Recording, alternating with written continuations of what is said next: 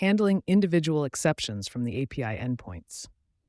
Many times, our controller endpoints, instead of just a general 500 error, can throw detailed individual exceptions to the front end. We want our front end to respond accordingly so it can display the appropriate message to the user. Our setup or situation is as follows.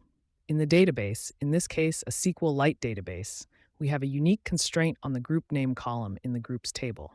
In other words, we don't want to add or update the group name to a name that already exists in the table. Entity Framework will catch this and throw an exception when we try to add or update duplicate group names.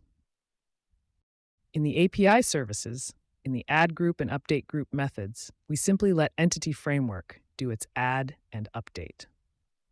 We're not trying to catch the exception here because we want it to bubble up to our controller endpoints. The update method has an additional key not found exception when it can't find the record it should update. In the controller endpoints, we call the add and update group methods from the service and catch the relevant exceptions. If we try to add or update duplicate group names, Entity Framework will throw a DB update exception. But we have to make sure the update exception is actually a unique constraint issue. So we call a custom method to check if it is a duplicate error. This method checks if the inner exception message contains the words unique constraint failed. That's all good and well, but on the front-end side, when we call these endpoints, we need to properly respond to the correct error code. In our front-end services, where we call these endpoints in the post and put as JSON methods, we return the content of the response through a custom method. Our readResponse method first checks if the response is successful, then simply reads the content as JSON.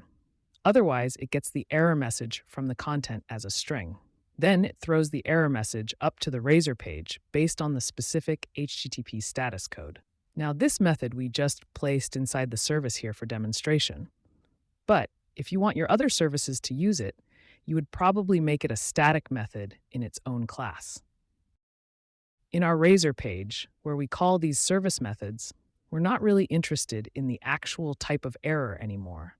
The only thing we need to show is the specific error message that was returned by the API. This is a more eloquent way of doing it. Your pages no longer need to parse through individual error types to determine what message it needs to display to the user. Thank you for watching our video. For more tutorials on C#, click subscribe. Give us a like so the video can be visible to more people.